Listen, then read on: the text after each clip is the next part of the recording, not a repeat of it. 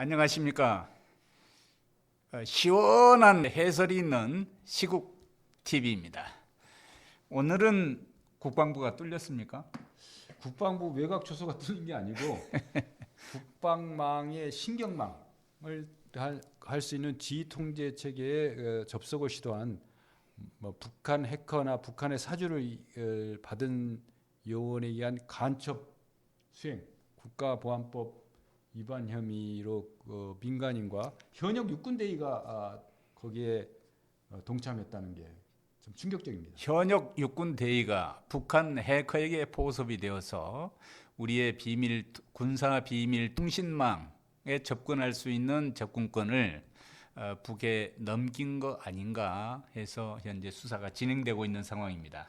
그리고 이 현역 육군대위가 도박빚을 왜 도박을 했냐 하니까 코인 투자 뭐 이런 도박빚 사이버 머니 이런 걸로 가지고 현금을 준 게 아니고 사이버 머니로 줬다는 거 아닙니까? 그리고 시계형 몰래 카메라든가 대포폰까지 동원이 돼서 이런 지금 아직 수사 단계고 초동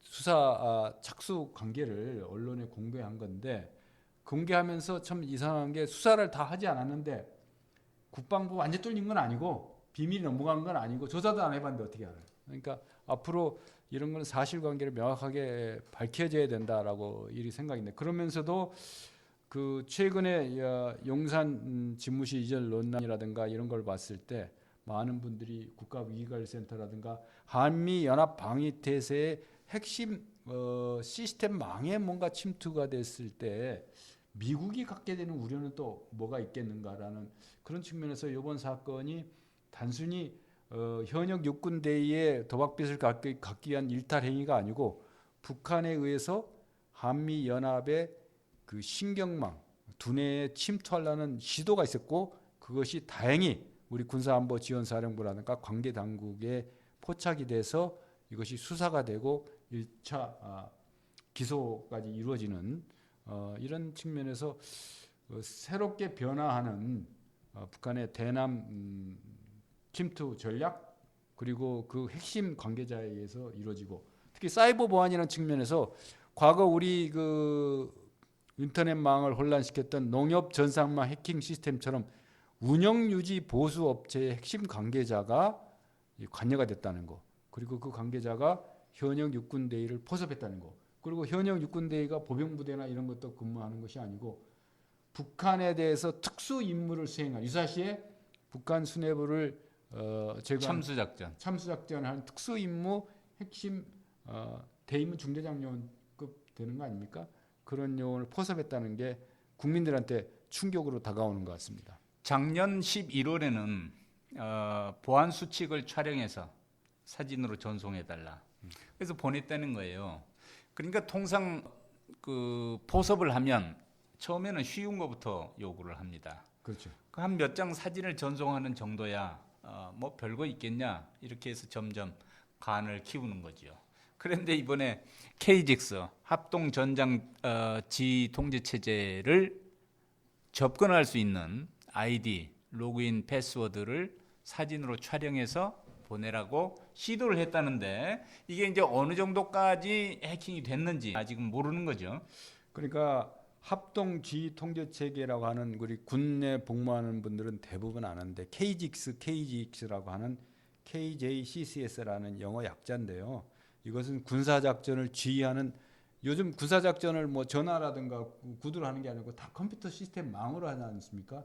지휘, 통제, 통신 모든 것이 암호 알고리즘까지 다 작용되는 그 현장 상황을 보고하고 지시하고 통제하는 모든 신경 조직인 거예요. 거기에 접근하는 로그인 거라든가 이런 걸 봤을 때 이것이 육해공군 해병대의 합동인 측면도 있지만 연합작전과 연계가 되거든요. 그래서 이른바 센칙스K라고 하는 미군과 연동하고 연결될 수 있는 그런 신경의 허브이기 때문에 이것이 과연 수사당국의 수사에 의해서 어느 정도까지 시도를 했고 무엇이 나갔는가를 사실에 근거해서 명명백백하게 밝혀줘야 미군 측의 우려도 해소가 되고, 우리가 그나마 다행으로 이런 조치가 취해졌다는 것을 했는데 이 미국의 해킹 사례도 보면은 러시아나 중국이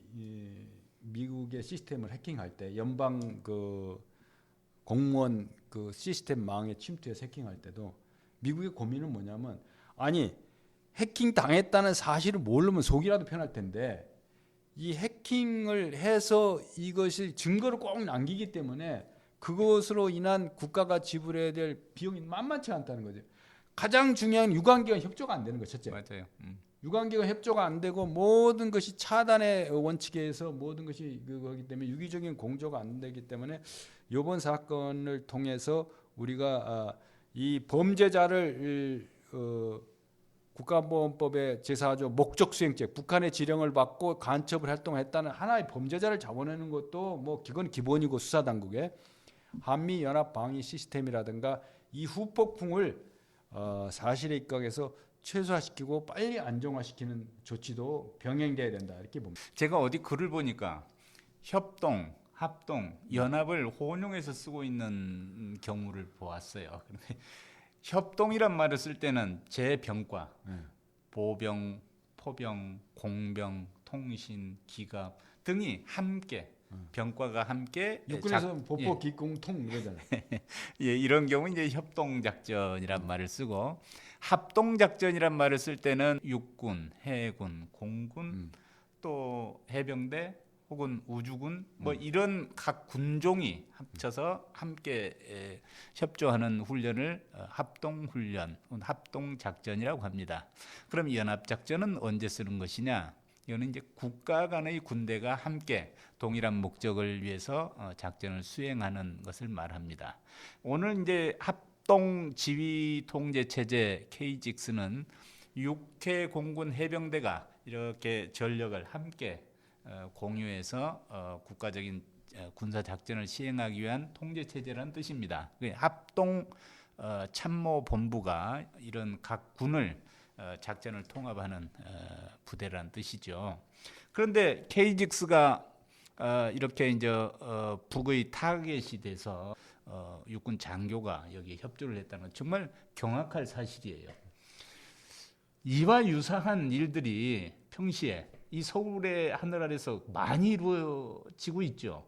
모르기 때문에 편한지도 몰라요. 그러니까 그래서 우리가 그렇게 생각을 해야 돼요. 저도 과거에 뭐 그런 군 정보기관에 근무했던 경험을 봤을 때 과거부터 서울은 세계 스파이들의 천국이다라는 얘기가 아주 그러니. 공공연하게 나돌았어요. 왜냐하면 미국이나 유럽 선진국과 달리 대한민국의 그 간첩죄 처벌 구성 요건을 보면은 일단 가장 핵심이 적국을 위하여 한마디로 북한을 위하여 그 정보를 수집 탐지하지 않으면은 군사기밀보호법으로 처벌할 수밖에 없어요. 그래서 상당히 그 제한이 되기 때문에 이 세계 스파이들이 미국 있죠, 중국 있죠, 세대 강국들이 다 여기에서 활동하고 있다는 얘기가 있는데 이번 사건을 계기로 중국 이제 북한에 의한 그 어떤 간첩 활동도 중요하지만 차제에 우리 국민들이 그 보안 의식 그러니까 상당히 그 또 외교 안보 분야에 있는 사람들이 자기 과시의 욕구에 의해서 이런 방송에 이렇게 나와가지고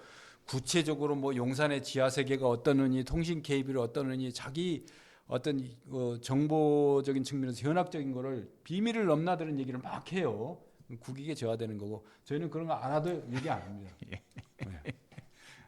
이제 우리가 국익을 생각해야 되고 국가의 안보를 생각하는 입장에서 이 얘기 해야 될 거, 안 해야 될 그렇죠. 거, 또 국민이 궁금해한 것은 시원하게 해결해야 하지만 또 지켜야 될 것은 또 지켜야 되고 뭐 이런 입장을 유지하고 있습니다. 그러니까 미국 NSA가 뭐 어떻고 뭐 엡실론이 어떻고 하는 그런 거는 사실로 확인되지 않고 또 국가 간의 그 어떤 합의에 의해서 그걸 지키기로 했으면 그거는 선을 지켜주는 게죠. 또 전직이라 하더라도 전직도 그 자리를 물러났다고 그래서 그것이 면책이 되는 게 아니기 때문에 국가 안보 이 안보나 보안의 취약성을 얘기한다고 하면서 스스로 그걸 해설하는 과정에서 보안을 누설하는 그런 자가당착적인 요소도 상당히 많이 있는 아주 중요하고 상징적 의미가 큰 그런데 그 이 행위가 이루어지는 그것으로 이제 국가 수뇌부 신경망이 온다고 하니까 국민적 우려는 더 큰 거죠. 당연하죠. 이제 국방부 합참 지역에서 통제 구역을 출입할 때는 반드시 휴대폰 등 통신기기, 촬영 장비 모두 다 몸수색과 금속 탐지를 통해서 그 모두 다 밖에다 보관시키고 출입을 하고 있단 말이죠.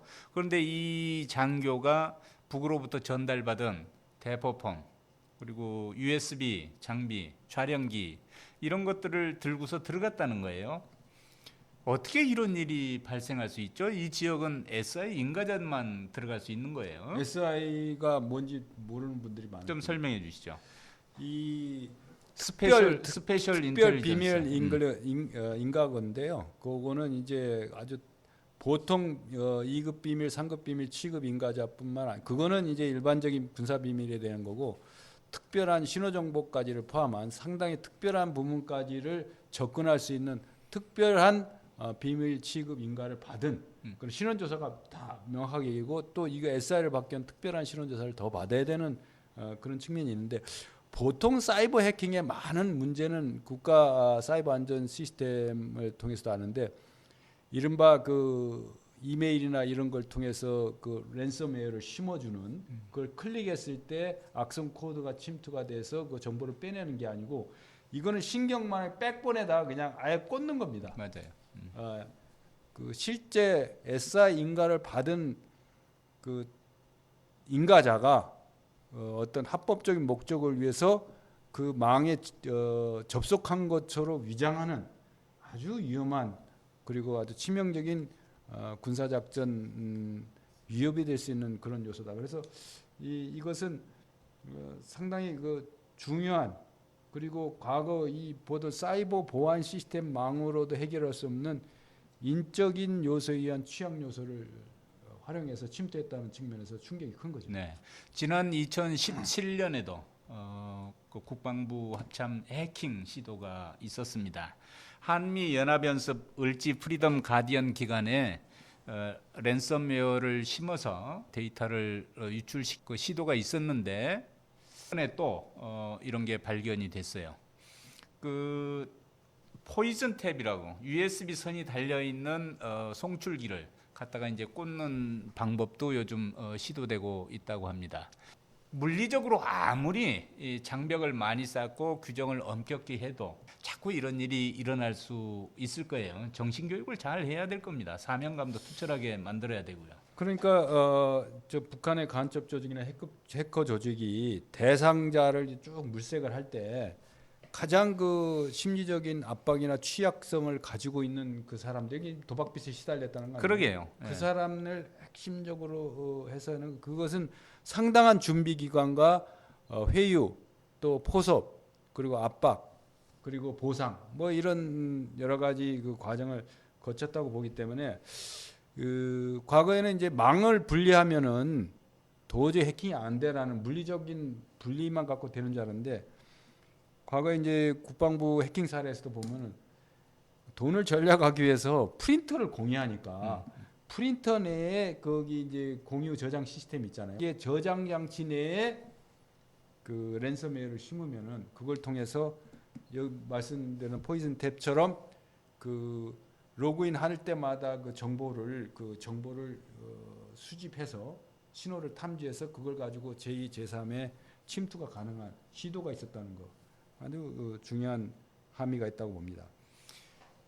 세계는 이렇게 치열한 첩보전이 벌어지고 있습니다. 우리가 지금 알지 못하는 수많은 첩보 요원들 또 소위 간첩들, 스파이들 이런 사람들이 이 서울의 하늘 밑에 대낮에 그 활보하고 있는지도 몰라요. 우리가 다 이제 보안 의식을 갖춰야 되는데 보안이라고 하는 것은 사실 또 그 칼의 양날 같은 거예요. 보안을 강조하면 아니 내가 일 좀 하려는데 왜 이렇게 복잡하게 절차가 복잡하고 통제가 심하냐 하는데 사실 우리나라의 회의 보안이 취약한 나라로 아주 유명합니다. 세미나나 회의 보안에서 상당한 많은 공개 정보들이 유출이 되고 또 과거 전직자들의 자기 과시형 발언이나 자료 유출 이게 상당히 문제가 되지 않습니까? 그다음에 이제 부지불식 간의 그 운영 유지 보수 업체 같이 그 상당히 그 위장 취업이죠. 사이버망의 위장 취업을 해서 들어가서 과거에 운동권도 뭐 그런 위장 취업을 많이 했습니다만은 이 사이버망 자체의 운영 유지 업체를 빙자한 요원이 그 위장에서 침투하는 다양한 방법으로 이루어지고 그것이 일과성으로 끝나는 게 아니고 APT라고 Advanced Persistent Threat라고 저거 지금 침투해놓고 아무 활동을 안 하고 5년 10년 후에 한다든가 뭐 이런 그리고 지속적이고 진화된 사이버 안보 위협이 진행되고 있기 때문에 통째로 털리고도 털린지 자체를 모르고 그리고 털린 사람은 절대 털린 게 없다라고 얘기하는 게 이 특성이에요. 이 세계의 특성이라고요. 그렇기 때문에 사이버 보안 시스템은 개인보다는 이렇게 한미 연합 작전의 핵심 중추 라인에 접속을 해서 이른바 빨대를 꽂는다고 그러는데요.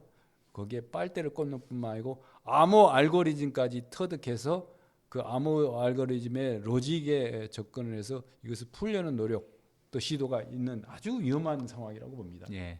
오늘 북한 해커에게 보섭되어서 보안 위기를 발생한 이제 장교에 대해서 얘기를 시작했습니다만은 요즘은 그 오픈 소스 인텔리전스도 굉장히 그 많이 활용을 하고 있어요. 그 공개 첩보들이죠. 그러니까 부지불식간 비밀 사항을 얘기하는 분들이 많이 있다고 그랬잖아요. 이제 그런 것들을 수집하기 좋은 사람들이 언론인입니다.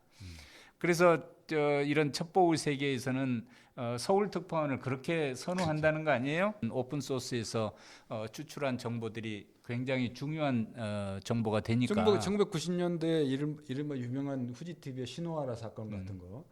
그러니까 서울 프레스센터 근방에서 활동하고 있는 많은 세계 특파원들이 사실은 뭐 첩보원과 공개된 비밀 요원이라고 보는 시각이 많죠.